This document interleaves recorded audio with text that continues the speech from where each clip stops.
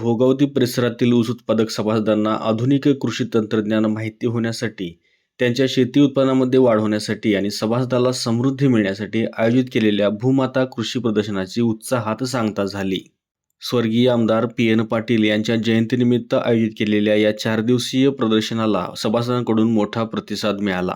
विशेष म्हणजे कारखाना प्रशासनाकडून आयोजित कारखाना दर्शन या अनोख्या उपक्रमाला महिलांनी प्रचंड प्रतिसाद दिल्याचं दिसून आलं. याबद्दल त्यांनी मनापासून संचालक मंडळाचे आभार देखील मानले.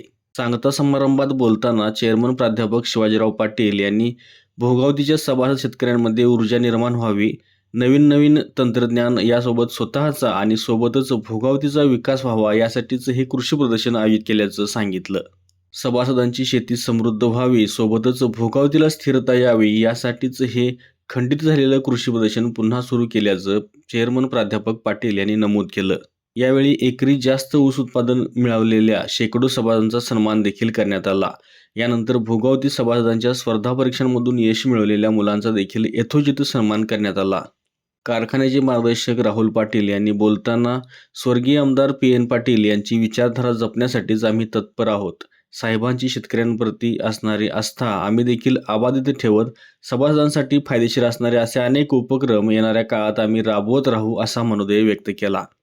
त्यांनी देखील या कृषी प्रदर्शनाला शेतकऱ्यांकडून आणि कारखाना दर्शन उपक्रमाला महिलांकडून प्रचंड प्रतिसाद मिळाल्याचं नमूद केलं. या सोहळ्यात सन्मानित केलेल्या शेतकऱ्यांसह सर्वांनाच भोगावतीची गोड साखर आणि इथली माती समृद्ध करण्यासाठी कंपोस्ट खत भेट देऊन कारखाना प्रशासनाने एक वेगळेपण जपलं. शेवटी कार्यकारी संचालक सागर पाटील यांनी सभासदांसाठी असे उपक्रम नेहमीच राबवत राहू आणि दिलेल्या प्रतिसादाबद्दल आभार मानले.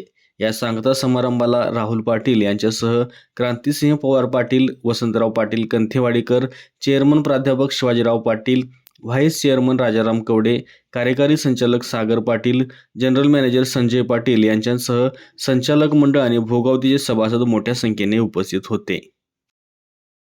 अशाच नवीन अपडेट्स आणि आपल्या भागातील बातम्यांसाठी या चॅनलला लाईक करा, शेअर करा आणि सबस्क्राईब करा.